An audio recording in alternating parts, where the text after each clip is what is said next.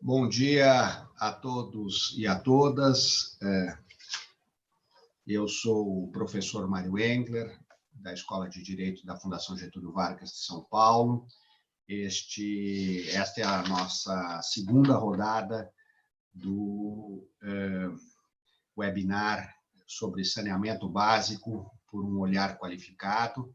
Ontem nós tivemos o evento, a sessão sobre o olhar do Legislativo, moderada pelo professor Carlos Ari, e hoje nós temos o painel sobre o olhar dos financiadores no setor de saneamento básico.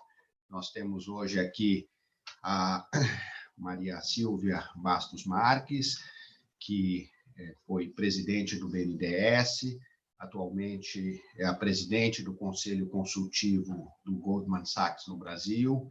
Nós temos a Laura Bedeschi, que é a chefe do Departamento de Saneamento do BNDES, o deputado Arnaldo Jardim, que dispensa apresentações, e o Felipe Pinto, que é sócio do Pátria Investimentos. Eu queria agradecer a todos vocês a presença aqui no nosso evento e queria, desde logo, começar com uma pergunta direcionada ao deputado Arnaldo Jardim.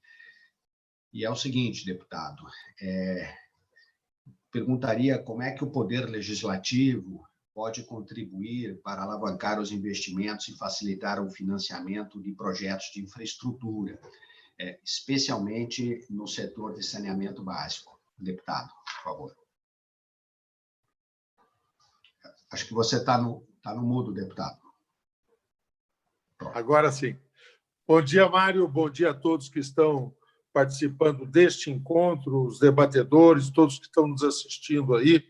Agradecer a organização na figura da Carla Bertocco e tantas pessoas que tornaram possível este encontro aí. Me permita aí, muito rapidamente, Mário, não vou fazer uma intervenção muito comprida aqui, não seria o caso, mas dizer que o financiamento precisa ser visto também à luz do momento que nós estamos vivendo, momento de pandemia, momento de crise. Nesse momento de crise, a Câmara Federal, o Congresso Nacional, tem buscado estabelecer medidas que vão no sentido de enfrentar a crise de saúde e também a crise econômica que nós estamos vivendo. Um princípio para nós importante, está preservado quando se declarou o estado de calamidade, quando nós votamos a chamada PEC do orçamento, era buscar um conjunto de iniciativas necessárias agora, mas com cuidado de blindar o futuro, não deixar de ter o olhar das reformas estruturais que nós precisamos fazer e nem celebrar gastos que possam ficar de uma forma definitiva depois, fraudando aquilo que nós buscamos sempre, que é o equilíbrio fiscal necessário para que um ambiente de mais tranquilidade, de perspectiva macroeconômica mais assegurada, permita o olhar o futuro com tranquilidade. Especificamente, na questão do saneamento, nós estamos aí, avançamos na Câmara com o marco regulatório, vocês bem sabem, estamos na expectativa de que o Senado possa fazer isso rapidamente. E mesmo agora, nesse período de pandemia, em que as nossas ações estão concentradas muito na crise de saúde sanitária e na crise econômica, nós estamos dando passos a partir do começo de junho, sentimos que isso já será possível para pensar em algumas coisas estruturantes para frente. Dentre elas, eu menciono, por exemplo, a necessidade de nós revermos a lei de recuperação judicial de falências. É um instrumento importante do ponto de vista do ambiente aí para a retomada do investimentos. Nós temos questões específicas, como a lei do gás, a nova lei de licitações também, já aprovada na Câmara, agora pendente no Senado. Nós estamos tomando algumas outras iniciativas, por exemplo, o próprio projeto, que agora a PEC da Guerra avançou, que é de delegação ao Banco Central, nós queremos fazer isso se seguir de um debate agora pela autonomia do Banco Central também para consolidar um ambiente mais positivo de investimentos. E muitos acompanharam um projeto, você próprio, Mário, agradeço as contribuições que nos deu, a GV, através de diferentes organizações internas da GV, tanto de São Paulo, do Rio, também colaboraram muito para aquilo que foi a Lei Geral de Concessões, que eu relatei, apresentamos uma proposta, um novo marco para concessões, PPPs e fundos de investimento, já aprovado na comissão, pronto para ir ao plenário. Mas nós tomamos uma decisão, Mário, e acho que alguns já sabem disso. Nós extraímos desse projeto o capítulo referente a debêntures. E isso acabou tendo uma iniciativa que aconteceu a semana passada, quando o presidente da comissão que eu relatei do novo marco regulatório de concessões, o deputado João Maia, subscreveu, ao lado de 11 deputados coautores, uma proposta para regular o instituto, o instrumento das debêntures, tá certo? E eu, até que ajudei nesta elaboração, não fui subscritor, porque estou me reservando, devo ser o relator dessa matéria em plenário. Se fosse subscritor, ficaria vedado de ser o relator dela posteriormente. Depois, se o debate aí tiver um tempo aí adequado, eu gostaria de detalhar o projeto de debêntures, assim como alguns princípios da Lei Geral de Concessões que criam um ambiente para ampliar os investimentos em infraestrutura. Muito obrigado. Percebemos aí que o Legislativo está com uma agenda bastante importante e sensível também a esse momento delicado que nós estamos vivendo. Gostei muito de ouvir do deputado essa preocupação com a responsabilidade fiscal, porque também não podemos deixar um legado para o futuro que inviabilize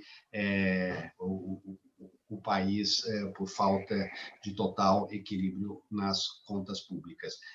Queria passar agora a Maria Silvia, perguntando... Maria Silvia, quem é que são os potenciais investidores ou financiadores do setor de saneamento básico no Brasil? Bom dia a todos. Bom dia, Mário. Bom dia, colegas palestrantes. Prazer enorme estar com vocês. Bom dia a todos que estão nos ouvindo. Esse debate é importantíssimo. Tivemos no dia de ontem uma discussão muito focada em cima do novo marco regulatório. Eu assisti, foi muito esclarecedor, muito importante.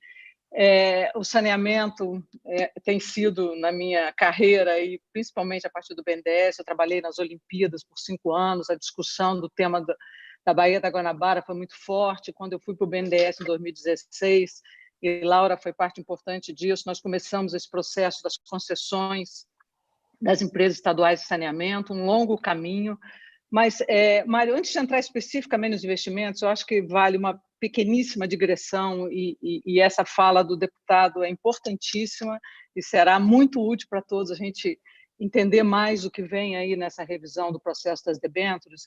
Eu acho que é importante dizer que o setor de saneamento ele tem uma característica muito própria, que é um setor que tem uma enorme externalidade social. O que quer dizer isso? Quer dizer que a sociedade como um todo se apropria dos benefícios desse investimento, com maior produtividade na educação e no trabalho, porque as pessoas ficam menos doentes. Ao ficar menos doentes, nós temos um menor impacto em termos de despesas com saúde pública, tudo a ver com a pandemia que nós estamos vivendo e com o fortalecimento do SUS que nós precisamos daqui para frente.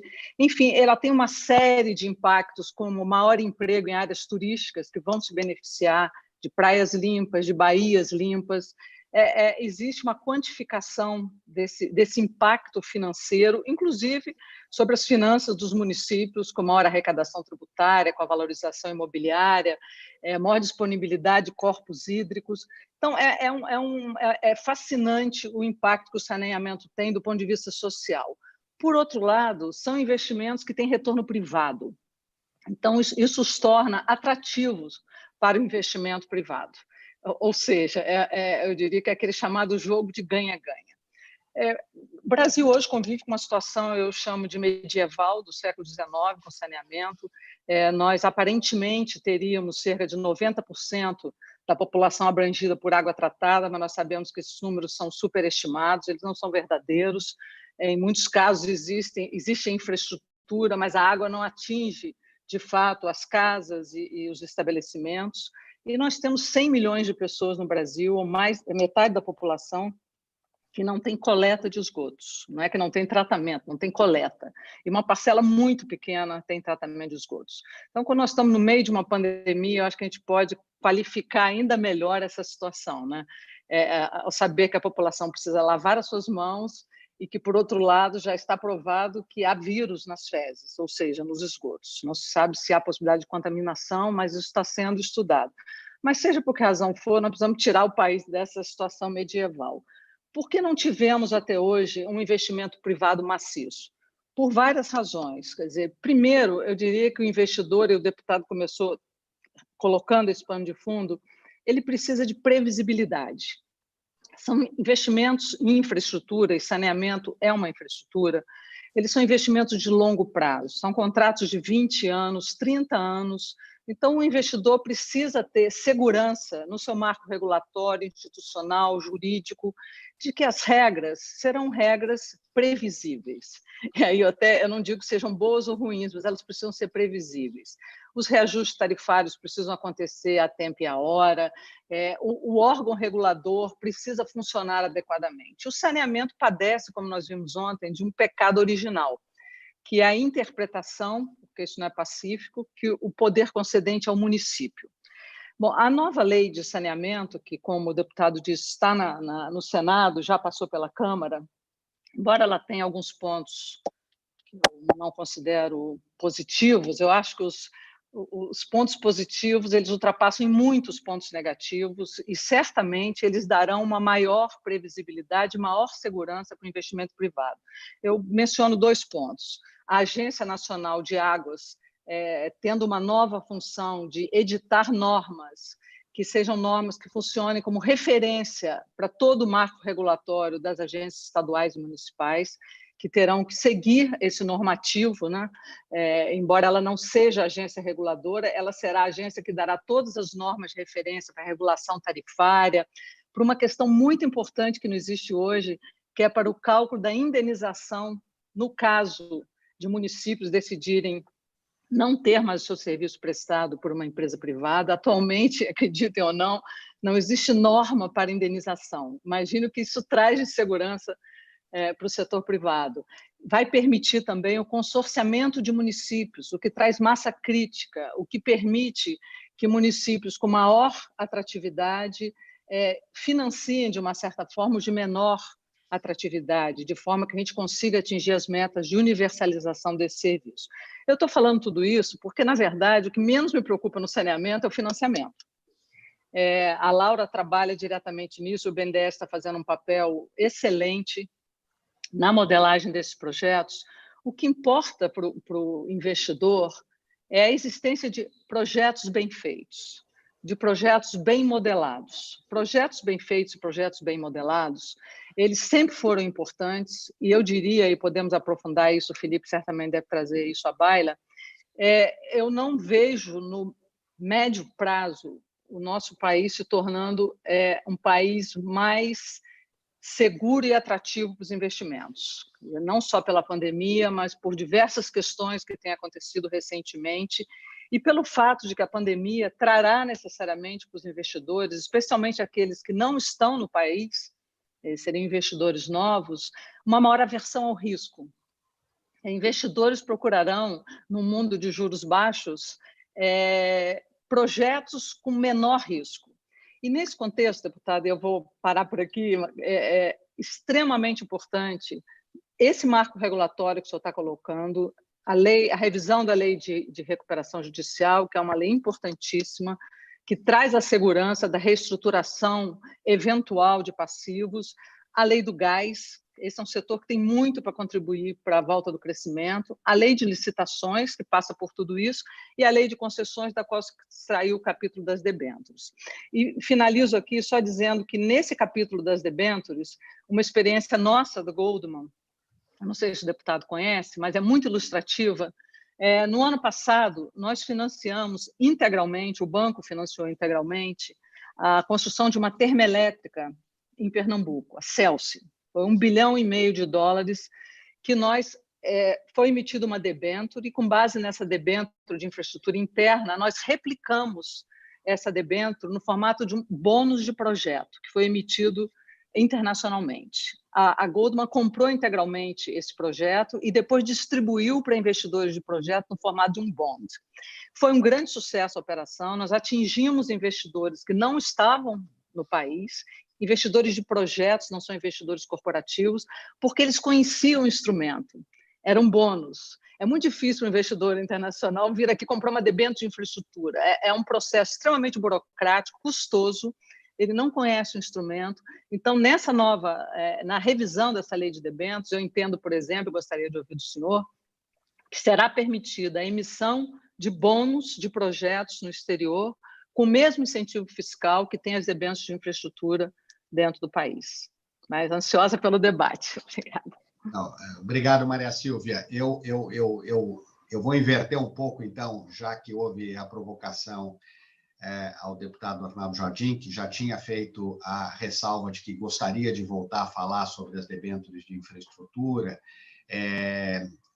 Então, eu vou pedir ao deputado Arnaldo Jardim para já antecipar o que é esta proposta que está em elaboração, que mudaria o marco legal das debêntures incentivadas de infraestrutura, seja para transformar a debênture num instrumento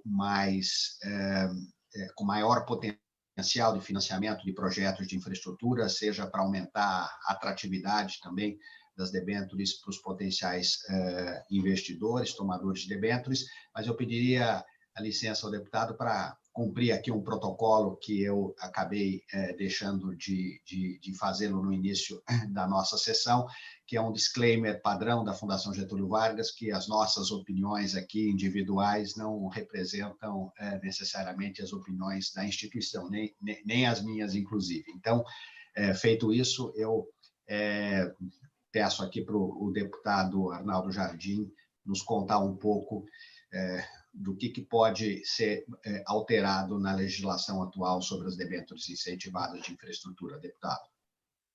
Bem, muito obrigado, então, pela oportunidade de retomar aí a palavra. Peço desculpa aos demais que vão se apresentar aí, mas espero que isso até os provoque a contribuir conosco aí. Agradeço muito, primeiro, a sua referência, Mário, sobre a questão da responsabilidade fiscal.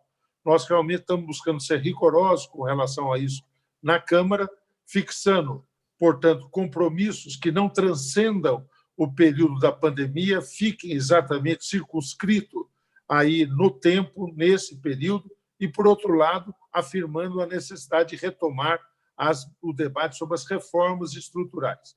Vou falar sobre a questão das debêntures, vou, antes, 2 segundos, bem objetivo, pegar minha vertente menos de parlamentar e mais de engenheiro, talvez, para dizer o seguinte: concessões. Você participou, Mário, muitos que estão nos ouvindo, mas conceitos básicos que estão no nosso novo marco regulatório. É um contrato vivo. Ele tem que ser mais de finalidade e menos procedimental. Nós estabelecemos regras claras para o reequilíbrio econômico-financeiro e apresentamos a ideia de que ele tenha revisões periódicas. Nós estamos falando de algo de longo prazo, portanto, isso dialoga, minha cara Maria Silvia, com o princípio da previsibilidade que você tão bem destacou. Segundo, abrir para que as concessões possam integrar diferentes atividades. Hoje, a legislação é muito circunscrita.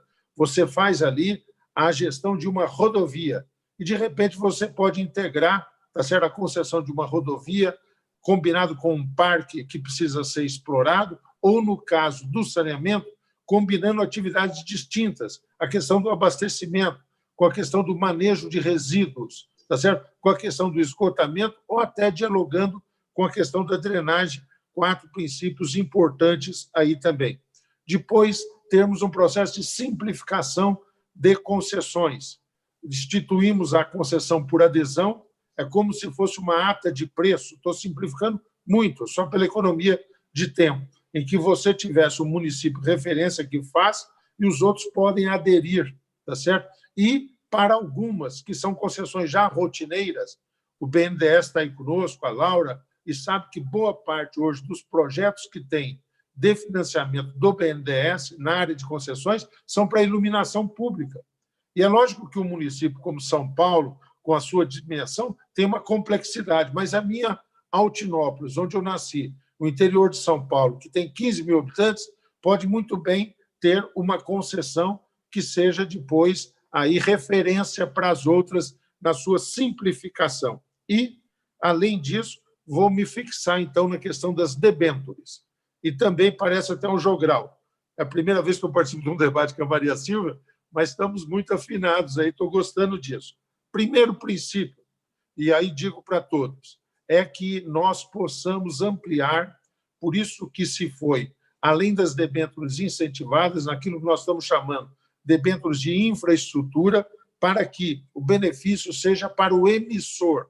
Isso abre exatamente, ao invés do tomador ou emissor, isso abre o caminho também para que nós tenhamos os investidores institucionais. Hoje as debêntures são adquiridas por indivíduos e nós queremos que os fundos institucionais tomamos um cuidado, até já prevendo qual a reação que virá da economia, que é ela alertar ou querer objetar que isso pode ser algo que nos torne passível de um duplo benefício fiscal, para deixar muito claro que isto não ocorrerá, tá certo?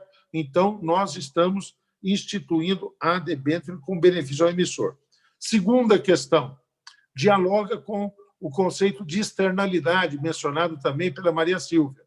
É um diferencial exatamente para os chamados títulos verdes, green bonds, ou seja, projetos que têm essa pegada da sustentabilidade marcadas, que possam ter um benefício fiscal distinto, tá certo? Nós achamos que isso abrirá caminho para recursos internacionais que estão vocacionados para esta questão. Achamos que, nesta retomada, eu agora mesmo esses dias, lendo qual é a estratégia, por exemplo, da Alemanha, da retomada da economia, e lá a ênfase na questão sanitária, na questão de sustentabilidade é total nesse momento. Outros países europeus vão com a mesma pegada. Então, isso também está previsto no nosso projeto que apresentamos. Emissão de debêntures com variação cambial e neutralidade fiscal do RED, para você, tanto nos casos de uma posição mais defensiva ou mais ofensiva no uso do RED, você possa ter uma neutralidade fiscal com relação a isso. E a cláusula de variação cambial. As debêntures hoje são emitidas pelas SPS, tá certo? No caso de cada uma das atividades que são desenvolvidas. E nós prevemos que o controlador direto ou indireto da SPE possa também emitir debêntures, na medida em que ele vai ser a pessoa que vai comparecer ali naquele projeto, ao invés de fazer isso pelo instrumento da SPE, possa ele diretamente emitir debênture. Aí, Maria Silva, eu confesso que eu não sei dessa experiência que vocês tiveram lá em Pernambuco, na Celso. Gostaria de receber um material sobre isso, mas olha aqui, por isso que eu falei que nós rimamos. Emissão de título no exterior baseado nas debêntures. Está previsto também no nosso projeto apresentado, tá certo? Desburocratização na qualificação dos projetos como prioritários. Eu ajudei, todos nós sabemos da importância que tem a Sabesp, 2 semanas atrás, mais uma autorização do MDR e mais uma tranche importante, 1 bilhão de emissões de debêntures pela Sabesp. Fui lá, nem precisava, estava sendo tratado, mas acompanhei o assunto, parlamentar paulista que sou, uma relação muito grande com o Benedito Braga, desde o tempo que ele era do Conselho Mundial de Águas e com o Rogério Marinho, mas nós queremos maior automatização nisso. Definição de projetos prioritários e enquadramento de uma forma mais desburocratizada. Hoje há uma previsão de que bancos públicos possam atuar como garantidores em projetos de PPPs, e nós estamos ampliando esta participação. Tem a ver com o momento que nós estamos vivendo.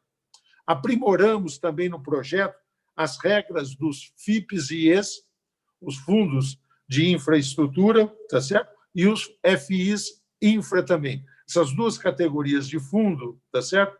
Para que nós possamos, inclusive, ter maior flexibilidade, tá certo? Todo mundo sabe que hoje, quando se capta um recurso, há um prazo determinado para aplicação desses recursos a partir das debêntures, e nós ampliamos esse prazo. Muitas das operações têm tido uma dificuldade por conta de uma licença ambiental que não sai, uma máquina que vem para uma hidroelétrica e que precisa ser... aí a sua demora de construção acaba criando um prejuízo, ou um shield que é usado num metrô concedido que causa um problema. Então, ampliamos e flexibilizamos regras. São alguns pontos que eu destacaria e que rimam com essa questão de atrair investidores, debêntures poderem lastrear a emissão de outros títulos, também a questão da variação cambial, enfim, esses pontos que, no nosso entender, causam aí atratividade. Muitos daqui dos gestores já tiveram funções públicas, atuaram no governo, e nós temos aqui o próprio BNDES. Sabemos quais as objeções que vêm. Primeiro, do ponto de vista da economia. Tem duplo benefício fiscal. Nós tentamos retirar isso e não queremos abrir algo excessivo. Segunda questão. Puxa vida, nesse instante, há uma renúncia fiscal embutida. Eu vou fazer um raciocínio muito simplório, quer dizer, você não renuncia ao que você não tem, né? Então, nós estamos falando de novos investimentos. E aí, dando um atrativo, não tem uma renúncia, você está caracterizando uma situação de tributação que permita ter atratividade. Renúncia sobre algo que já existe. Então, também me parece que esse fundamento não tem lógica aí de ser feito, e todos nós temos uma certeza. Demanda imensa de infraestrutura no país, disponibilidade de recursos do ponto de vista nacional e internacional, precisamos disso. Instrumentos como esses que possibilitem ter maior atratividade. A nossa ideia é que isso seja tratado como uma coisa emergencial. Eu sei que um debate que teve ontem, muito importante aqui, foi o seguinte: mas então o marco regulatório de saneamento é uma reforma mais estrutural, deixa para depois. Tá certo? Nós achamos que o saneamento, pela questão que tem do vínculo sanitário e ambiental, deve ser catalogado como algo vinculado à pandemia. É para já, tá certo? E, no caso das debêntures, por isso nós extraímos do projeto de concessões que seja tratado também com esta premência de que o país precisa já sinalizar para a retomada dos investimentos. Obrigado, deputado. Sabemos que o senhor é muito ativo, é realmente uma liderança importante na Câmara dos Deputados, no Congresso Nacional, em assuntos de infraestrutura, e apresentou aqui detalhes das mudanças que estão sendo cogitadas para esse instrumento, que é importantíssimo, não é o único instrumento. E agora eu queria passar a palavra para a Laura, só antes fazendo coro aqui, fazendo justiça às nossas duas organizadoras desse evento, o Saneamento Básico com um Olhar Qualificado, que é a Carla Bertoldo e a professora Vera Monteiro. Então, muito obrigado, Carla e Vera, por terem organizado essa sequência de webinar e estar proporcionando a todos nós aqui, não só panelistas, mas também a todo mundo que está assistindo esse debate qualificado. Mas, Laura, qual é que, sob o olhar do BNDES, né, seu olhar privilegiado, como chefe do Departamento de Saneamento Básico do BNDES, Quais são os desafios para se financiar um projeto de infraestrutura, especificamente no setor de saneamento? Nós sabemos que há características diferentes conforme o setor, mas pensando aqui no setor de saneamento, quais são os desafios? Qual é o modelo que usualmente tem sido praticado pelo BNDES nesse financiamento? Quais são os entraves para se contratar uma operação de crédito no setor de financiamento? E qual é a estratégia que o BNDES está desenhando para atuar no ambiente novo que virá com a aprovação do marco legal que está tramitando nesse momento no Senado Federal? Pediria ao Felipe aqui um pouquinho mais de paciência. Felipe, eu quebrei aqui uma ordem que eu tinha imaginado de provocação dos palestrantes, mas tenho certeza que você poderá contribuir de maneira muito positiva aqui para o nosso debate, mas vamos ouvir nesse momento a Laura. Laura, por favor. Bom dia a todos, bom dia meus companheiros aí de painel, obrigado pela FGV, Carla, Vera aí pelo convite, e ontem eu assisti o debate, foi altíssimo nível também a parte de regulação. É muito bom participar dessa discussão, né? O saneamento sempre foi uma infraestrutura menor, né, dentro das outras infraestruturas, mas o potencial de investimento aí dentro do saneamento é muito grande. A questão é que é pulverizado, né? Você precisa aí da ordem de 26, 27 bilhões de reais de investimento por ano no saneamento e você faz entre 11 e 12 bilhões de reais para atingir a universalização lá do PANSAB. E a questão, como foi bem falado anteriormente, não é falta de recurso, né? É falta de projeto, né? De concessões.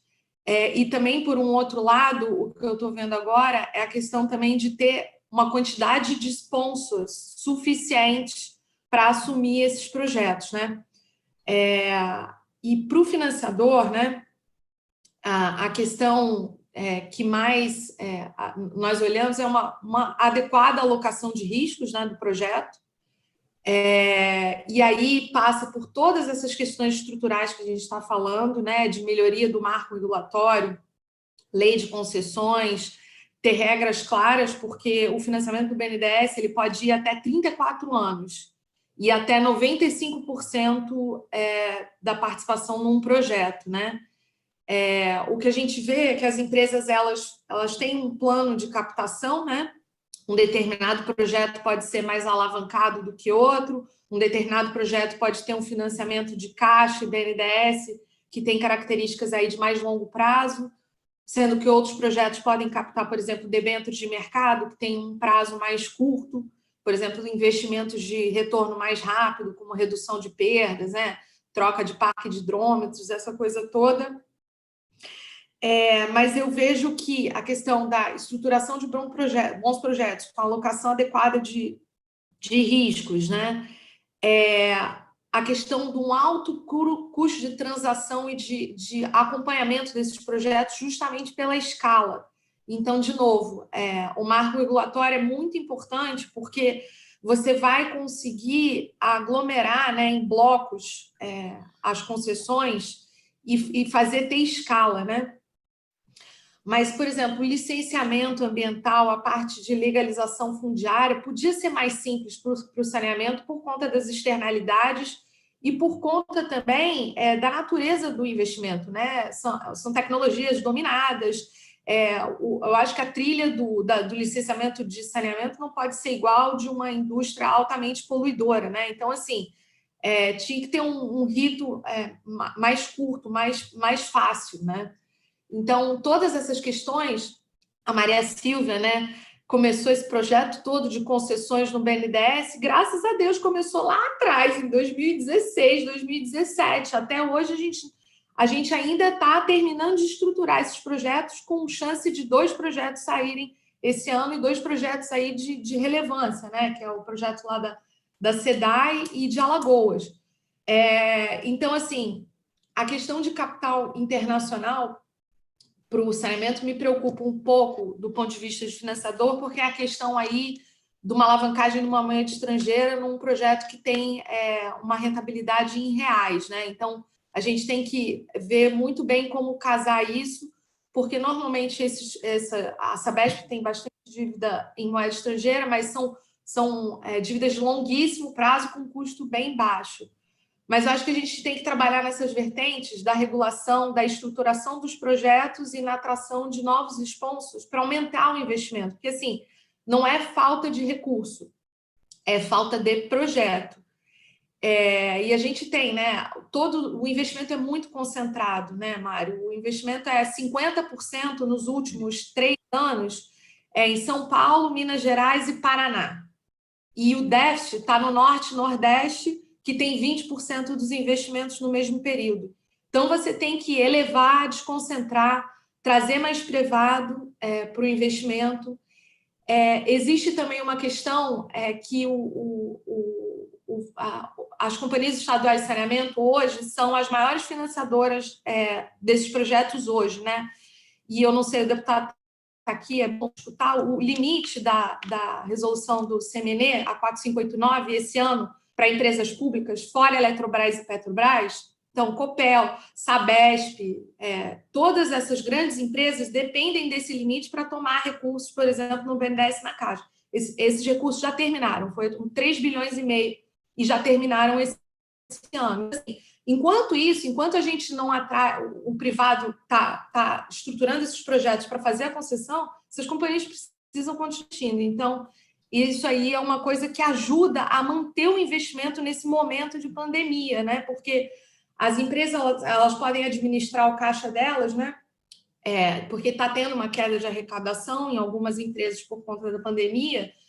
Mas essas empresas têm a possibilidade, as privadas e as SESBs, de manter um nível de investimento nesse momento de crise. As empresas estão com dificuldade de manter frentes de investimento, mas é um setor que eu vejo como potencial para alavancar o investimento para a nossa curva na retomada não ser vários Ws, mas ser o que estão chamando aí de curva ABC lá na China, né? Acelera um pouquinho, desacelera, acelera, vai, para não virar um W e a gente ter uma retomada aí de investimento. Mas eu acho que a gente está no caminho certo, com a lei das concessões, a questão do marco regulatório, mas eu acho assim, tem que deixar claro para os investidores que não é uma coisa de curto prazo. Essas coisas vão ter efeito no médio e no longo prazo. Mas, enquanto isso, tem os projetos de concessão do BNDES que estão endereçando via contratualmente vários pontos que dão segurança regulatória, segurança jurídica para os projetos. Então, aí, não me estendendo muito, para escutar um pouco o ponto de vista do investidor, do Felipe, eu acho que são essas questões que eu acho que a gente está no caminho certo. Só não pode atrasar, né? A gente tem que começar, porque esses efeitos todos são de médio e longo prazo. Laura, muito obrigado. Acho que há uma convergência de visões aqui, de que existe uma oferta talvez adequada de recursos para o saneamento, talvez um pouco concentrada atualmente nas empresas estatais, que, por coincidência, são companhias abertas, têm um nível de governança, têm um nível de estrutura maior, seriam captadoras de mais recursos caso não houvesse a limitação regulatória que você mencionou, né? Acho que a nível de Conselho Monetário Nacional ou de Banco Central, contingenciamento do crédito para o setor público, acho que isso que está travando um pouquinho o aumento da oferta. Agora, também não é desejável que todo o financiamento se concentre toda a oferta de recursos se concentre nessas empresas, mas muito interessante o que você pontuou aqui, de que está faltando bons projetos e talvez um apetite de investidores, de players, de entrarem no setor de saneamento. Com isso, o Felipe deve se sentir provocado. O Pátria é uma instituição que tem, de fato, liderado uma mudança de postura, um novo perfil de investidor entrando no setor de infraestrutura, já tem investimentos importantes no setor de rodovia. Queria ouvir um pouco agora do Felipe qual é a experiência do Pátria no setor de saneamento, se tem alguma experiência, e qual seria o apetite do Pátria de investir no setor de saneamento. Depois dessa pergunta, eu farei uma pergunta geral sobre o marco regulatório.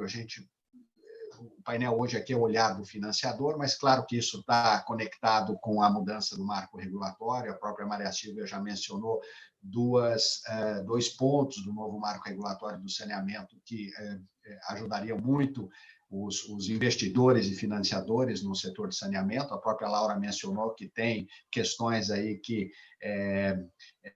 afetam a bancabilidade dos projetos de infraestrutura, questões de segurança jurídica, de clareza de regulação, ponto mencionado pela Maria Silvia também. Mas agora eu queria ouvir o Felipe um pouco esse olhar de uma instituição bastante criativa e com disposição já demonstrada de investir em setores de infraestrutura. Acho que o setor elétrico, o Pátria também tem posições importantes. Felipe, por favor. Obrigado pela paciência até agora, Felipe. De jeito nenhum, é um prazer. E primeiro, bom dia, Mário, Maria Silvia, deputado, Laura.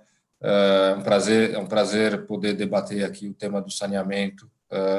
Também agradecer a Carla pelo convite. Muito bem, o setor de infraestrutura nasceu como classe de ativo, como a gente chama, assim como o setor imobiliário, de real estate, private equity, e outros, alguma coisa como 15 anos atrás, praticamente do zero, ou seja, a alocação dedicada a ativos e infraestrutura. 15, 18 anos atrás, principalmente no início na Austrália, e aí ganhou o mundo. É a classe de ativo com alocação de capital que mais cresce no mundo, particularmente no ambiente enfim, levada aí a esse crescimento em boa medida pelo ambiente de juros baixos. Nós estamos falando de uma classe de ativo que saiu de perto de zero para 500 bilhões de dólares. Private equity é uma classe de ativo que tem alguma coisa como 2 trilhões de dólares, mas existe há 3 vezes mais tempo, 4 vezes mais tempo. Então, você vê que o crescimento é realmente espetacular. Particularmente quando você olha que saiu basicamente do zero há 12, 15 anos atrás. Nós começamos a investir no Brasil em infraestrutura alguma coisa como 13, 14 anos atrás. Nesses últimos 13 anos, 14 anos, nós fizemos 19 investimentos em infraestrutura, em 19 companhias ou ativos. E, ao contrário de alguns outros investidores em infraestrutura no mundo, nós não investimos em ativos maduros, porque no Brasil você tem escassez de infraestrutura. Nós, desde o começo, tomamos a decisão de fazer novos ativos, novas companhias, criar plataformas. E, sendo assim, nós investimos em energia renovável, hidrovias, geração térmica, transmissão de energia, rodovias, como o próprio Mário falou, uma grande plataforma de estacionamentos e assim por diante. Nós fizemos diversos investimentos em todos os setores da infraestrutura.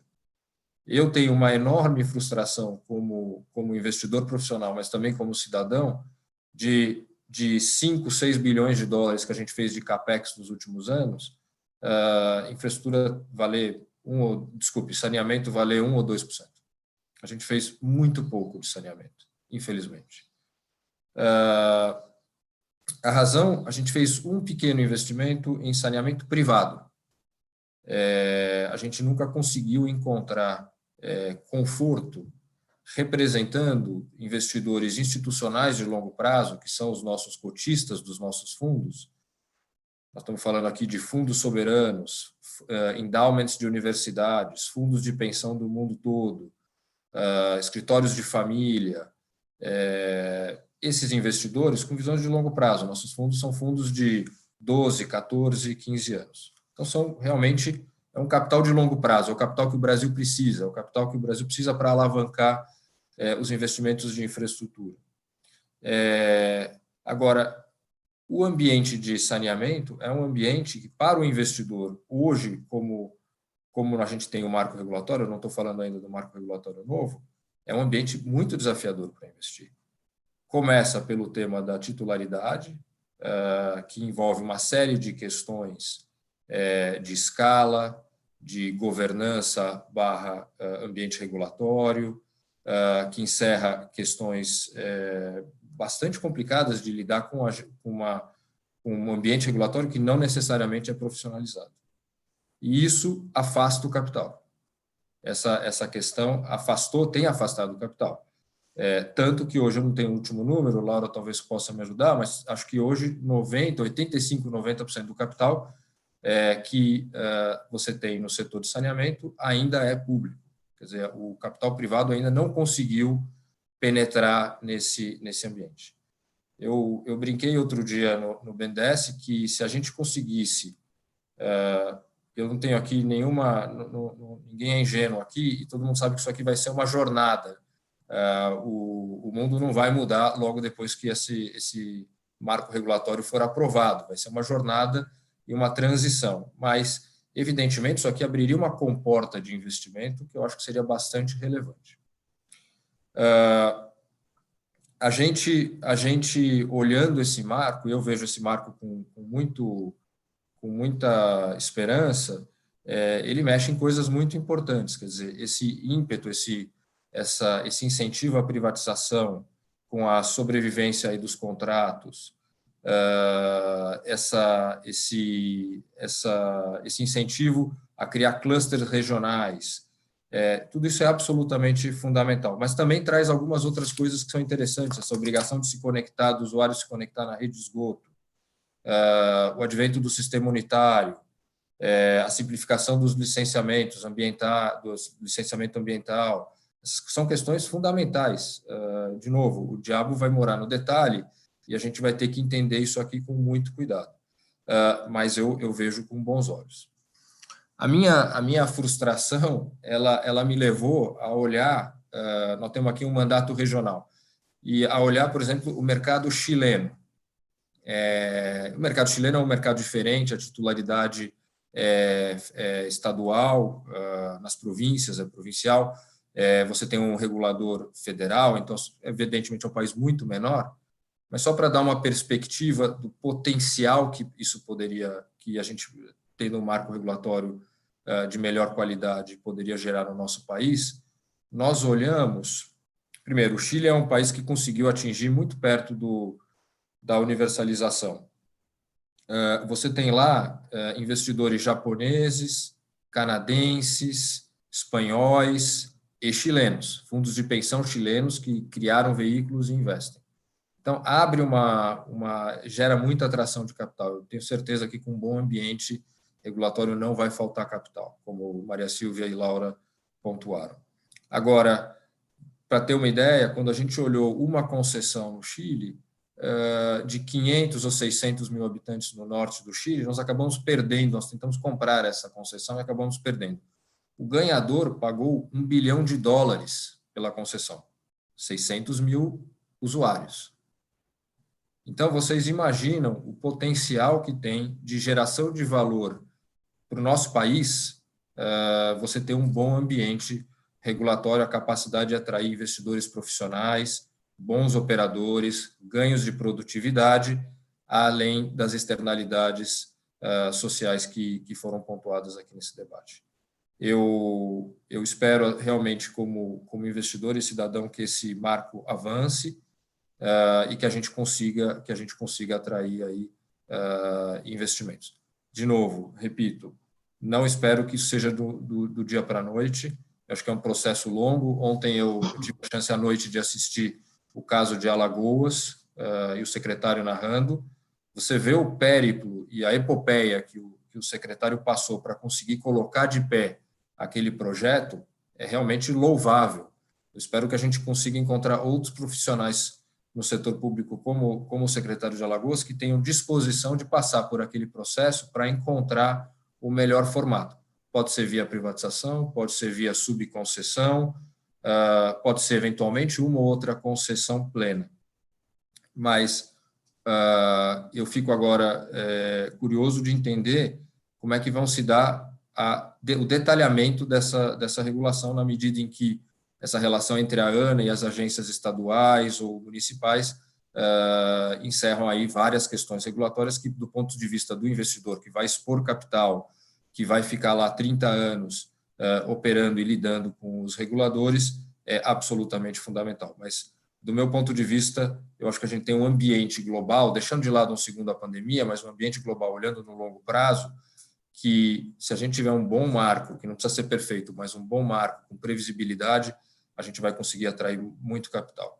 Eu faria um último comentário que é fundamental e que a gente viu isso no PPI acontecer no ente federal, que para o investidor é muito importante ter uma visibilidade do pipeline de projetos, para que o investidor possa se preparar, porque ganha um, perde o outro, tem competição. Esses projetos, em geral, são muito custosos para você ter um ponto de vista sobre a atratividade. Então, é muito importante você ver um pipeline e aí poder montar um time e gastar alguns milhões de reais por projeto para poder montar um bid que seja realmente racional, cuidadoso, do jeito que o Estado precisa. Obrigado, Felipe.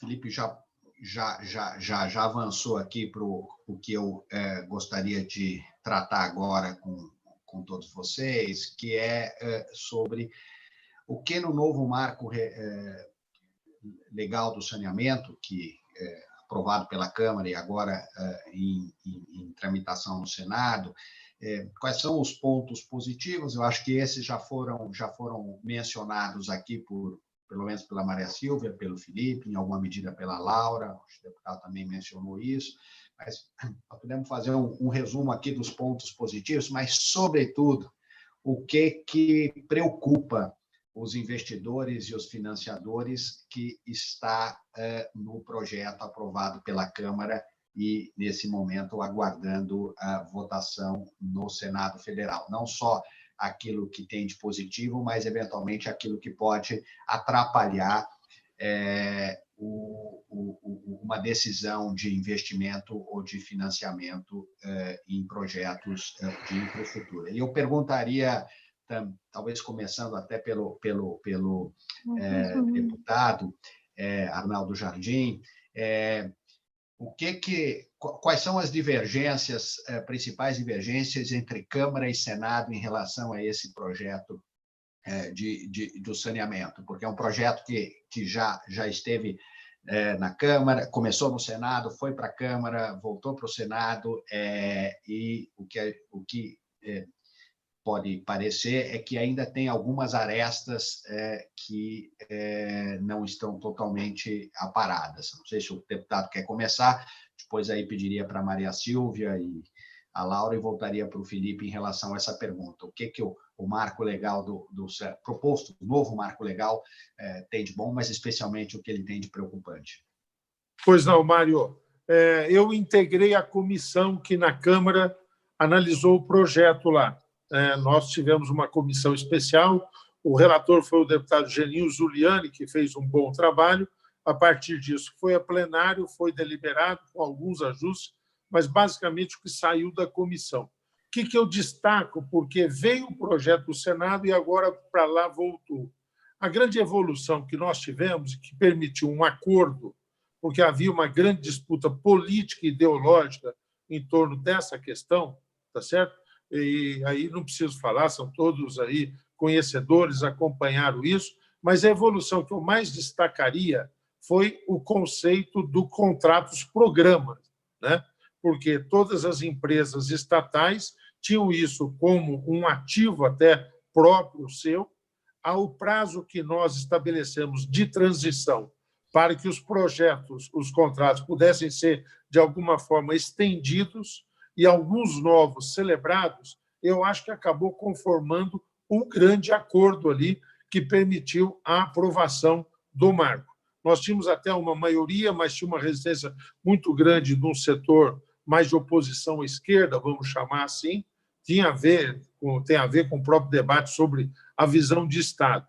Então, eu celebro isso, aquilo que nós pactuamos em torno dos contratos de programa, como um grande acordo que eu acho que coloca em novas referências a possibilidade de que isso seja aprovado dentro do Senado.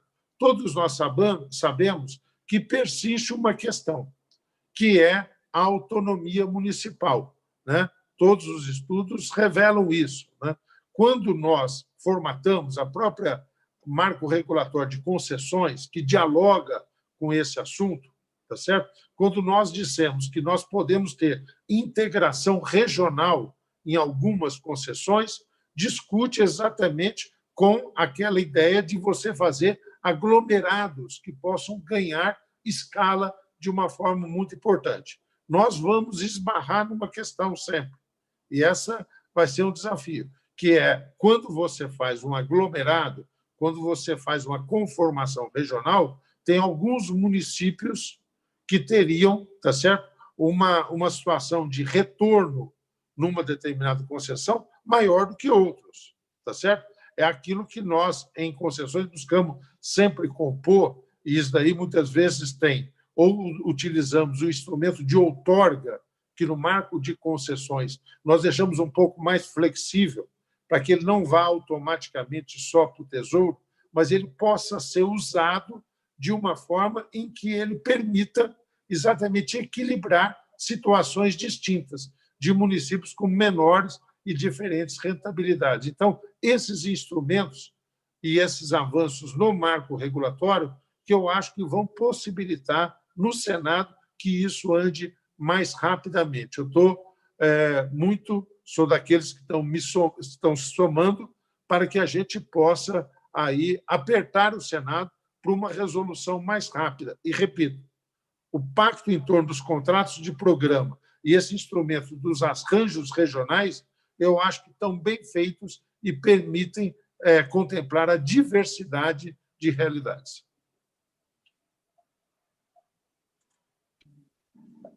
Desculpe, eu estava no mudo. Antes de passar a palavra agora à Maria Silvia, mas eu já queria agregar uma outra questão, além da que eu havia formulado sobre aspectos positivos, mas, sobretudo, preocupantes no novo marco legal. Queria também que vocês se manifestassem sobre a forma preferencial de investimento, sobre a ótica privada, né, do investidor privado, eventualmente do financiador também, entrar no setor de saneamento fazendo uma PPP, assumindo uma concessão isolada de um município, assumindo uma concessão numa estrutura regionalizada, e o novo marco legal tem vários modelos de estrutura regionalizada, talvez alguns mais sólidos, outros nem tanto, né? Desde região metropolitana, bloco de referência, unidade regional, cada um tem aí as suas peculiaridades que ainda estão um pouco obscuras, né? Mas, enfim, e também lembrando aqui a possibilidade de privatização de empresas estatais, que pode ser também uma oportunidade de investimento. Eu vou começar ouvindo a Maria Silvia, depois a Laura e o Felipe sobre isso, e o deputado, por favor, fique à vontade a qualquer momento de intervir também, deputado. Maria Silvia, por favor. Obrigada, Mário. Esse assunto é tão vasto que vocês vão fazer 4 webinars, eu acho que vai ter material para mais uns 4. Olha, formato PPP, concessão, privatização vindo de trás para frente, eu acho que são tantas as situações, e aí quero ouvir a Laura sobre isso, eu acho que teremos um cardápio de alternativas. Tudo vai depender de cada situação. E esse novo marco regulatório, ele vem colaborar nesse aspecto, porque, como já disse o Felipe, ele permite o consorciamento, a privatização de empresas estaduais, que antes era bastante problemática, porque os municípios não precisavam continuar com seus contratos-programa, eles poderiam sair das concessões, embora seja uma coisa meio complexa, porque a infraestrutura está lá, mas, de qualquer forma, os embates em relação à privatização poderiam ser um longo processo. Atualmente, os municípios eles aderem, continuam com seus contratos-programa em função de uma privatização de uma companhia. Enfim, o novo marco regulatório, eu acho que abre grandes possibilidades em relação a diferentes arranjos para os diferentes casos num país que, como foi dito, tem situações diversas, né? Nós precisamos fazer investimentos no Norte e Nordeste. Por outro lado, uma das maiores resistências ao novo marco regulatório vem exatamente dos locais do país que mais precisam desse saneamento. Acho que o depoimento ontem do senador Tasso Gereissati foi muito claro e muito emblemático em relação às dificuldades. Ele falou que foram as mais duras audiências públicas que ele já fez em sua carreira de parlamentar. O depoimento também do secretário George, que trabalhou comigo na Secretaria de Fazenda do Rio, quando eu fui secretário de Fazenda. Ele é um carioca que está lá em missão, uma linda missão no Alagoas, fazendo um trabalho incrível. Ele disse que ele foi enterrado algumas vezes lá em Maceió, quer dizer, uma questão duríssima, enterrado simbolicamente, mas eu acho que o caso de Alagoas ele é muito emblemático, porque ele mostra que mesmo com um marco regulatório extremamente deficiente, é possível fazer. E eu acho que o case de Alagoas, está vendo que a Laura está concordando comigo, ele dá uma série de lições para os que vêm depois dele. O modelo utilizado é um modelo parecido que foi desenhado para a SEDAI, né, Laura, lá atrás, em 2016 ainda, que a companhia estadual fica com fornecimento de água bruta e é feita a concessão da distribuição da água e do saneamento, da coleta e tratamento de esgoto. Isso é um modelo bastante viável, que no futuro pode levar, inclusive, à privatização também do tratamento da água bruta, né, para as distribuidoras. Enfim, eu acho que a flexibilidade é o mais importante para que os desenhos venham, e nisso o BNDES terá um papel central, porque a capacidade de elaboração de projetos dos entes subnacionais é muito limitada. Então, eu sempre vi, e com o tempo tenho certeza disso, que o papel do BNDES na estruturação desses projetos e a celeridade que ele possa imprimir nesse processo será crucial. Eu tenho alguns comentários que eu coloquei aqui, vocês me desculpem se ficar uma coisa meio assim, vários pontos, mas em relação à nova lei, eu acho, sinceramente, eu já fui muito crítica de muitos aspectos, inclusive da possibilidade de prorrogação ou renovação dos chamados contratos-programa, que, para alguém que não saiba do que se trata, são os contratos que as empresas estaduais podem fazer com municípios e estados sem licitação e que sempre impediu as empresas privadas de poderem participar em igualdade de condições, mas o novo marco regulatório abre a possibilidade de renovação por até 30 anos desses contratos em alguns casos. Mas eu realmente, na atual situação do país, eu acho que o mais importante agora é a gente aprovar esse marco celeremente. Isso será uma sinalização muito forte de que estamos realmente dispostos a avançar nesse setor. Agora, Felipe e Laura mencionaram isso, o diabo mora nos detalhes. A Laura falou do licenciamento, o novo marco regulatório, o Felipe falou isso também, prevê a possibilidade de um licenciamento simplificado para saneamento, mas tudo isso será feito no âmbito de novas regulamentações. Então, o ponto que eu queria levantar em relação ao marco regulatório é que ele dependerá, após a sua privatização, de outros normativos. E seria extremamente importante que a discussão dessa regulamentação, desse marco regulatório, também começasse imediatamente, porque senão nós vamos ficar de novo no vazio. Há necessidade, por exemplo, de um decreto presidencial para definir como será a metodologia de cálculo do equilíbrio econômico-financeiro das concessionárias, isso é crucial para o processo, como se dará esse licenciamento simplificado. A nova lei apenas permite que isso aconteça, mas as normas certamente deverão ser definidas pelo Ministério do Meio Ambiente. Então, eu queria levantar a atenção para um ponto que eu não vi ainda em discussão, é de como se dará a regulamentação desse novo marco regulatório que ainda será aprovado. Tá? Eu queria, falando sobre financiamento, que eu acho que é o tema importante aqui, e o depoimento do Felipe foi muito ilustrativo. Eu sei que o Pátria tem esse anseio, essa vontade de participar do setor de saneamento, já tentou algumas vezes, como o Felipe colocou, e eu acho que ele ilustra bem que o problema não serão recursos, né, Felipe? Serão os bons projetos e o marco regulatório. Agora, um ponto que eu quero colocar, eu mencionei brevemente na minha primeira intervenção, e isso foi falado aqui, a Alemanha, outros países desenvolvidos também vão investir em saneamento, também vão investir em infraestrutura, também vão querer fazer renovação do seu parque de infraestrutura. Nos Estados Unidos, o presidente Trump tem falado isso, inclusive mencionou a possibilidade de criar um pacote legislativo para incentivar a infraestrutura. Prezados, os nossos concorrentes não serão mais os países em desenvolvimento. os nossos concorrentes no mundo avesso ao risco, na minha visão, serão os países desenvolvidos.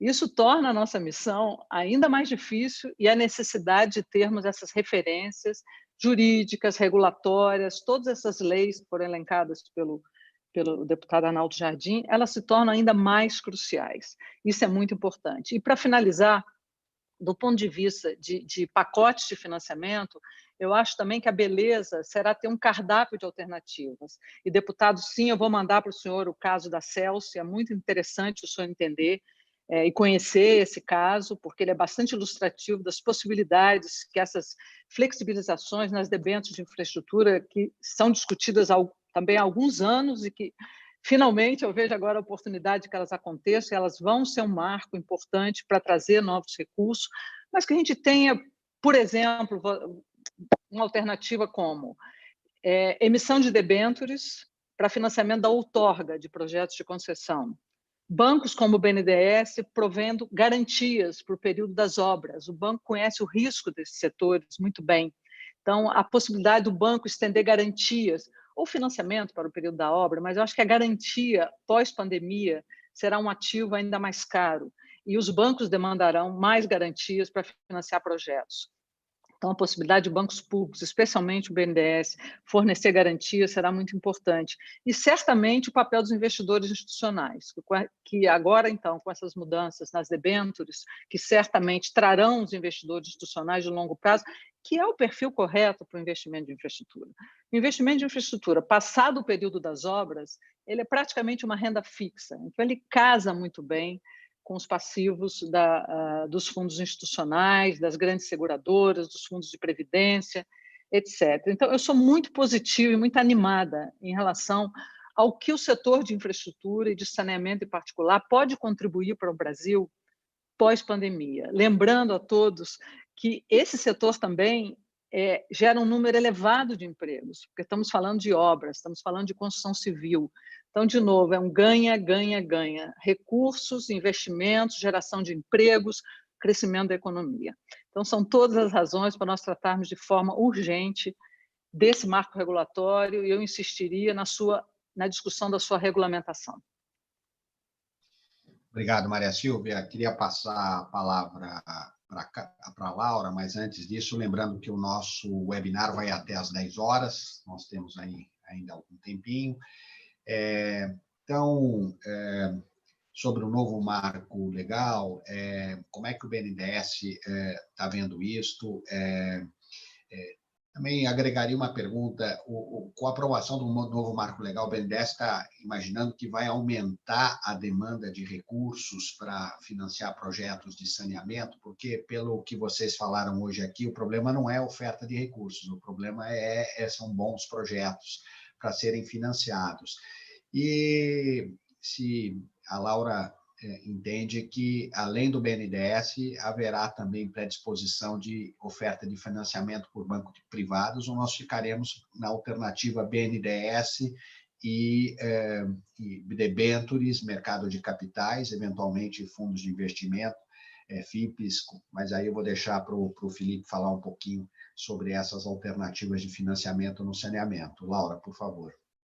Não, eu acho que com relação aos pontos positivos do marco regulatório, todo mundo falou aqui, né? A questão da segurança jurídica, mas depende de instrumentos infralegais aí que vão ser discutidos no nível das agências, né? Incentivar o modelo de escala, permitir a privatização das SESBs, porque, como bem foi dito pela Maria Silvia, concessões em PPP você pode fazer hoje com o marco regulatório que está vigente. A questão é o prazo para você estruturar esses projetos, que é mais longo, que a gente vem fazendo aí desde 2016, 2017, começamos a fazer aí esses projetos que estão lá na carteira de projetos do BNDES. E trazer mais enforcements para a eficiência do serviço. O que me preocupa particularmente, e aí vai ser um problema tanto para o privado quanto para o público no marco legal, são essas questões das metas individualizadas por contrato. Porque hoje você tem SPEs de municípios e você forçar uma universalização dentro de um determinado período, você pode fazer com que uma equação econômico-financeira possa não ser viável. Então, essa questão das metas individualizadas pode trazer risco tanto para o investimento privado quanto para o investimento público mas eu acho que pode ser um incentivo aí, obviamente, para acelerar os investimentos, mas pode ser um problema lá na frente. Restrição de alguns instrumentos, mas eu acho que a gente continua aí com concessões e PPPs. Tem uma questão também, que é um detalhezinho do marco regulatório, mas já que o deputado está aqui, vou aproveitar para falar, é condicionamento ao acesso a recursos federais. Isso não pode recair em cima do privado que tem uma concessão numa determinada região, que a regulação não está alinhada com o que a ANA está mandando de normativo regulatório. E do jeito que está lá, o privado pode ter essa falta de acesso a recurso, e não o público. Tem que ser o público, porque o público ali que é o poder concedente, que não adere ao normativo regulatório. Agora, com relação à fonte de funding que o Mário provocou, eu acho que o saneamento ele precisa de todas as fontes de funding possíveis e imaginárias. A questão é que o prazo de retorno do saneamento para alguns investimentos é um prazo mais longo. Então, você sempre vai precisar de instrumentos de retorno mais longo. São vários ciclos de investimento. Não é como uma usina, uma termoelétrica que você vai lá, constrói a termoelétrica, você tem a fase pré-operacional, a fase operacional, e você tem o fluxo de caixa ali certinho. Você tem ciclos de investimento, né? E a gente observa 3, 4 ciclos de investimento em cada uma dessas concessões, por exemplo. Os 7 projetos que o BNDES está estruturando são 57 bilhões de investimento em 35 anos, 7 projetos só, hein? Sendo que mais ou menos 50%, 60% desses investimentos são nos primeiros 10, 15 anos. Então, você precisa de crédito de longuíssimo prazo. Então, aí tem que ver, porque a questão do crédito privado e das debêntures, no crédito privado dos bancos afeta a Basileia, torna o crédito muito caro acima de um determinado período de tempo. Então, assim, o BNDES vai até 34 anos, a Caixa vai até 24 anos. Então, eu acho que esse tipo de crédito vai ter que continuar existindo, ou algum tipo de normatização aí via Banco Central para esse tipo de crédito no que vai afetar o PL de bancos privados.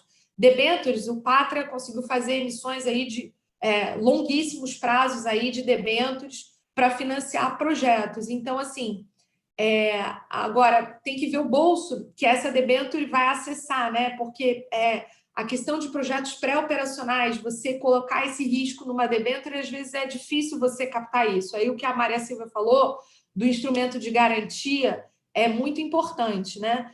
Mas eu acho que vai ter que ter aí um compartilhamento de fontes, porque cada banco tem o seu limite prudencial para operar com determinado sponsor, e são muitos projetos.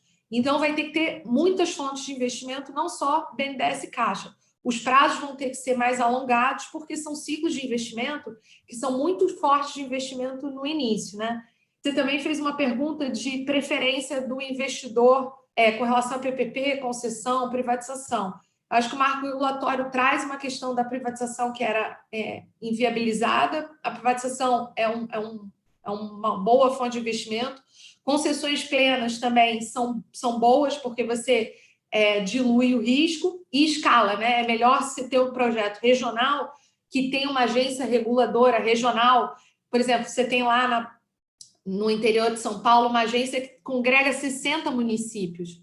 Aí você dilui a questão da influência política de um determinado ciclo político nessa agência, você dilui o custo da agência, né? Porque não faz sentido uma agência municipal para fazer uma fiscalização de um município. Você tem que diluir esse custo. Então, assim, eu sou muito favorável à regionalização da prestação desse serviço de regulação. E não necessariamente precisa ser uma agência estadual. Você tem exemplos de agências regionais importantes, né? A PPP, você tem que ver como é que você estrutura a garantia da contraprestação. No caso do saneamento, os projetos são brownfield. Então, a gente tem sorte no saneamento de que a tarifa remunera grande parte dos investimentos. Mas aí tem um prazo, né? E às vezes você precisa, em algumas localidades, de uma contraprestação pública, né? Então, que tipo de garantia vai ser dada nessa contraprestação pública? Então, isso faz diferença também para o financiador com relação ao apetite e o risco. Mas todas essas modalidades, bem estruturadas, atraem capital. Obrigado, Laura. Obrigado. Felipe, deixa eu colocar um ingrediente adicional aqui, antes de você abordar esses pontos que estão sendo comentados nesse momento. Quer dizer, só recapitulando, como potencial investidor, em que medida o Pátria pretende buscar fundos públicos também, de fontes públicas, FGTS, Caixa, BNDES, ou, na visão do Pátria, essa estrutura de financiamento que o Pátria tem adotado, muita ênfase na captação por fundos de investimento, na emissão de debêntures, ela tende a dar conta para financiar os investimentos que, eventualmente, o Pátria venha fazer no setor de saneamento. Depois, também, visão de um investidor com o perfil do Pátria sobre que tipo de projeto é que interessaria mais, onde talvez a percepção de risco seja menor, é uma PPP, é uma concessão totalmente verticalizada, do tipo que as empresas estaduais hoje exploram, né? Privatização é algo que pode vir a interessar um investidor com o perfil do Pátria. E, finalmente, pensar um pouquinho nos prós e os contras de ter um contrato no âmbito de uma prestação regionalizada, que não está muito claro ainda se esse vai ser um único contrato com a entidade, com o bloco, seja com a região metropolitana, seja com o conjunto de municípios agregados, é um único contrato, portanto, aí o risco político de um operador privado, investidor privado, ficar exposto muito a uma relação direta com um único prefeito, né? Eu acho que aí a exposição de risco é maior, especialmente se tiver uma agência reguladora municipal daquele mesmo município que é o contratante do serviço de saneamento básico, poder concedente, e o modelo regulatório, porque hoje o que nós percebemos no setor de saneamento tem modelos regulatórios muito díspares, existe uma dispersão regulatória.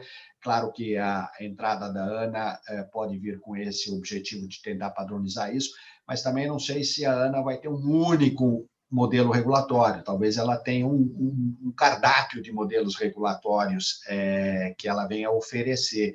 E aí nós temos a regulação com mais ênfase no contrato, especialmente para as prestações de caráter individualizada, nós temos a regulação no formato mais discricionário, com ciclos tarifários, e aonde tem mais facilidade de adaptação do contrato na vida longa do contrato que o deputado Arnaldo Jardim se referiu. Então, como é que o Pátria está vendo tudo isso? Queríamos aí um comentário seu, Felipe, por favor. Pois não, obrigado, Mário. Bom, deixa eu só fazer um comentário. Maria Silvia comentou aqui sobre a necessidade de regulamentação do marco regulatório. Então, eu estou na mesma página, no sentido de falar, olha, acho que o que a gente tem aqui como marco é bom o suficiente, o ótimo é inimigo do bom. Vamos adiante, vamos colocar esse marco para funcionar e aí realmente nos concentrarmos aí na regulamentação do marco, no detalhamento desse marco. Eu acho que tem um segundo elemento que eu queria acrescentar aqui, que também é objeto de preocupação e está conectado com a sua pergunta, Mário, que é também a necessidade de equipar as agências regulatórias, de ter agências regulatórias profissionais. Isso aqui, para a gente, é o que nos afastou do setor de saneamento historicamente. Realmente, lidar com uma agência municipal, para a gente, é muito complicado. Quer dizer, tem um viés, um elemento político que afasta o capital de longo prazo. Então, esse aqui, para mim, é um ponto de partida absolutamente fundamental e que está conectado com o que a Laura comentava. Muito bem. Então, para mim, são os dois temas aqui. Eu sou favorável aqui ao marco, acho que o marco tem que ser aprovado, acho que tem que ter o detalhamento e tem que ter o processo de profissionalização, seja da ANA, seja das agências e quero crer que essas agências precisam ter escala para não só diluir custos, mas para ter uma visão de longo prazo, isolar, na medida do possível, a influência política e, principalmente, contratar os melhores profissionais. Se a gente não tiver isso nas agências, o capital não vem. Lidar com agências municipais é muito, muito complicado. Bom, sobre a estrutura de capital, eu acho que é inevitável, nós somos investidores de equity. Nós captamos o equity, esse é um equity de longo prazo. Agora, só o equity, evidentemente, não é condição suficiente para você fazer investimentos desse porte, desse tamanho, com esses prazos. Então, eu enfatizo aqui o ponto que a Laura trouxe, que nós vamos precisar de funding de longo prazo. Funding de longo prazo de 15 anos, 20 anos, 25 anos. A gente tem, de certa forma, sido aí um dos pioneiros na emissão de debêntures de longo prazo para fazer funding dos nossos investimentos. Particularmente, a gente fez isso em rodovia e linhas de transmissão. São ambientes com uma regulação muito mais bem estabelecida. Então, o investidor privado fica confortável. São também projetos onde o fluxo de caixa é muito visível, ou porque são brownfield, ou porque você tem uma construção e depois você tem um fluxo bem estabelecido de longo prazo. Isso ajuda. Eu acho que em saneamento, correndo o risco aqui de chover no molhado, a gente vai ter que ter aqui um mix de fundings que envolvem funding público, mas também privado, conforme você vai acertando a regulação, mostrando que você tem um bom contrato, que você tem uma boa agência reguladora, que é profissional, bem estafada e isolada de eventos políticos e influências políticas. É uma discussão complexa aqui. Realmente, você tem várias dimensões aqui para levar em consideração e conseguir chegar, no final das contas, num projeto com boa estrutura de capital. Do ponto de vista do Pátria, eu acho que hoje, evidentemente, o ativo menos arriscado, a entrada menos arriscada, está no que diz respeito às subconcessões. Já dá para fazer no ambiente novo, provavelmente você vai ter um incentivo a fazer mais com o novo marco regulatório. É uma relação que não envolve necessariamente uma agência, você tem uma relação com a empresa privada. Se você tem um bom contrato e uma boa proteção, você consegue estruturar e se proteger, e desde que você cumpra as suas obrigações, você é remunerado por aquilo. Privatizações, eu vejo assim com excelentes olhos. Agora, exige necessariamente uma boa agência regulatória, muito profissional, um compromisso absoluto do Estado, não com aquele governo em particular, mas do Estado, com a manutenção daquela agência, com os mandatos e com o isolamento de influência política. Isso aqui, para a gente, é o ponto de partida para investir. Concessão plena, eu acho que aqui corre o risco da falta de escala. Quer dizer, se você tem uma concessão plena de apenas um município, posso dizer, do ponto de vista do Pátria, seria mais difícil, porque aí você teria, ou você transfere aquela obrigação regulatória para uma agência já estabelecida, estadual, profissional, ou se você vai simplesmente estabelecer uma agência municipal, eu acho que aqui aí o risco político sobe e isso diminuiria a atratividade para qualquer investidor, não só para o Pátria. Obrigado, Felipe. Eu acho que essa ênfase que nós estamos dando aqui neste painel a uma boa estrutura regulatória, não só do ponto de vista da governança, mas também do modelo regulatório. Está evidente que isso aí é um go ou no go para o investimento privado. As empresas estatais sabem lidar com esta situação de uma forma própria, eu diria assim, mas para o investidor privado isto é um ponto fundamental. Claro que o projeto procura endereçar essa questão, criando as normas de referência pela ANA, mas não ficou claro para mim, pelo menos, se há um incentivo claro para agências que não sejam municipais. O Estado de São Paulo tem um exemplo interessante, aliás, a Carla Bertocco foi presidente da Arcesp, né, que é a nossa agência, que na verdade é multissetorial, mas pega ali também o saneamento básico, enfim, o Estado de São Paulo tem uma experiência com menos agências municipais do que outros estados. O estado do Rio Grande do Sul, acho que tem 5 agências municipais ou representando ali um conjunto de municípios. Então, nós já estamos chegando ao fim aqui do nosso evento. Eu queria agora dar oportunidade a todos vocês de fazerem as suas considerações finais, começando pelo deputado Arnaldo Jardim, Maria Silvia, Laura, e depois voltando para o Felipe. Deputado, suas considerações finais, por favor. Só um minutinho, eu queria agradecer também a interação que nós estamos tendo com o público que está nos assistindo. Foram várias as questões, os comentários, alguns até céticos em relação ao entusiasmo, não diria entusiasmo, mas uma visão mais otimista de que nós teremos apetite para investimentos no setor de saneamento no Brasil nesse momento. Eu acho que Maria Silvia lembrou muito bem que nós vamos competir agora com pesos pesados, né? Não são mais países emergentes. Mas, enfim, deputado, com a palavra aqui para as suas considerações finais. Muito obrigado, Mário. Eu vou fazer comentários muito pontuais sobre alguns aspectos aí. Primeiro, a questão da regulamentação pós-aprovação da lei. Eu concordo, acho que nós devemos ter muita atenção com relação a isso. Todos os debatedores, o Felipe, a Laura e a Maria Silvia, comentaram isso. Dar uma boa notícia, que o projeto de licenciamento ambiental, afora todo o tratamento expedito que tem na lei para os empreendimentos de saneamento, está muito amadurecido na Câmara. É relator o deputado Kim Kataguiri.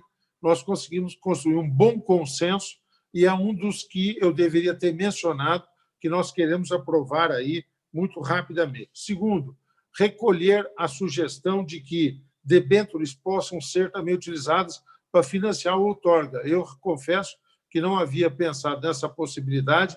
Vamos ver como é que nós podemos incorporar essa questão aí. Agradeço a menção. A Laura mencionou 2 pontos também.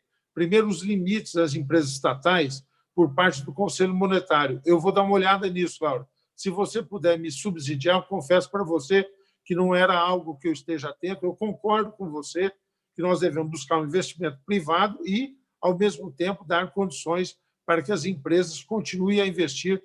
Por favor, me ajude nisso. E a questão de que o acesso dos privados a recursos no projeto que nós estamos discutindo, o marco regulatório, há um constrangimento, eu também vou buscar aperfeiçoar-me aí nessa questão. E concordar com algo que o Felipe reforçou muito, havia sido iniciado pela Maria Silvia, sobre as agências reguladoras. Eu sou fortemente defensor das agências reguladoras, órgãos de Estado, não de governo, que devem ser blindados à captura funcional, por isso ter quadro próprio, autonomia, a captura financeira, por isso ter fonte própria de arrecadação, sem contingenciamento por parte do Executivo. Várias vezes apresentamos propostas nisso, e a captura política também, como foi mencionado. Agradecer muito a oportunidade, um debate de muita qualidade, aprendi bastante, gostei de estar aqui com vocês e pedir que nos ajudem na questão do aperfeiçoamento do projeto da Lei de Debêntures. Nós estamos convencidos que é um instrumento muito importante e a participação de todos vocês, sugerindo, falando disso, aperfeiçoando aí, junto conosco, será imprescindível. Muito obrigado, Mário. Parabéns à GV pelo empreendimento, pela iniciativa. Muito obrigado. Maria Silvia, suas considerações finais. Muito obrigada. Eu queria começar agradecendo Vera, Carla, Mário, Fundação Getúlio Vargas, por fazer esse debate extremamente oportuno, muito rico. Eu também aprendi muito, deputado.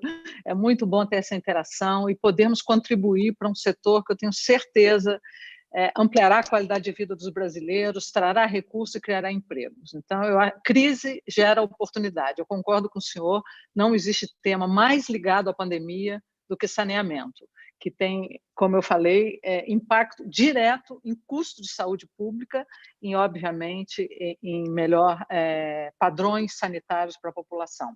Eu queria mencionar brevemente um ponto que a Carla falou, eu estou falando aperfeiçoamento da legislação, as metas de universalização terem sido colocadas até 2033.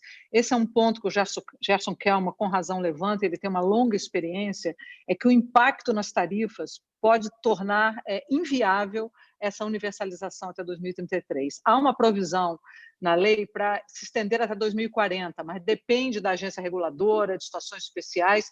Eu não sei se isso faria com que voltasse o projeto para a Câmara, mas se 2040 pudesse ser o caso base, eu acho que traria mais credibilidade para os investidores, porque já há mais ou menos um consenso que 2033 não é viável como prazo para a universalização. Agências, concordo plenamente em relação às municipais, mas eu vejo o marco regulatório, ao colocar a ANA, dando essas diretrizes gerais e dando os mecanismos para que os estados adiram a esse normativo, que não haverá incentivo mais com o consorciamento de municípios para criarmos novas agências municipais. Eu realmente vejo com bastante otimismo essa questão. Mas eu acho que todos os pontos estão aí colocados, temos que colocar mãos à obra, cada um aí na sua área, e colaborarmos para que o mais breve possível tenhamos esse marco aprovado e possamos começar, de fato, a ampliar a oferta de saneamento no país. Muito obrigada pela oportunidade. Obrigado, Maria Silvia, muito obrigado. Laura, por favor. Eu queria agradecer também aí, Mário, Carla, Vera e os meus companheiros aqui de painel por esse debate de altíssimo nível. Muito obrigada pelo convite. Eu acho que a gente aqui deu o caminho, né? E eu acho que, como a gente falou aqui, né? O ótimo é inimigo do bom. Então, vamos com o bom, vamos começar a regulamentar essas coisas, porque sempre tem uma curva aí que é de médio prazo para a gente atingir esses objetivos. Enquanto isso, vamos ver como é que a gente faz para os investimentos não caírem enquanto essa bicicleta vai rodando ao longo do tempo. E com relação ao BNDES, o BNDES está aí para fazer o que foi dito, a estruturação dos projetos, o financiamento de longo prazo para o setor e a atração de novos players, né, sponsors aí para entrar nessas concessões. Então, é isso, o caminho está dado, saindo a API legislativa, vamos botar mãos à obra. A gente já fez algumas rodadas de reunião com a ANA, justamente nesse nível infralegal, Maria Silvia, para ver quais são as coisas que mais influenciariam no aumento de investimento no curto prazo, que normativo poderia sair primeiro. Então, eu acho assim, a ANA já vem fazendo um trabalho de casa aí, mas ela precisa de estrutura, né? A partir do momento que essa atribuição recai a ela. Mas eu acho que a gente está no certo. Muito obrigado, Laura. Felipe, por favor, suas considerações finais. Bom, apenas agradecer a todos os debatedores. Mário, muito obrigado. Carla, pelo convite.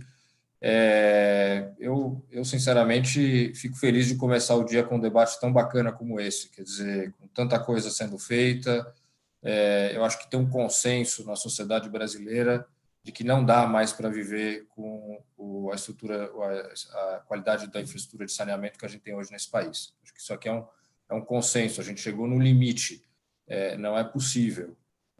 Então, isso aqui é o ponto inicial. Fico muito feliz de ver que o marco está andando, fico muito feliz de ver que as agências reguladoras vão receber a atenção necessária.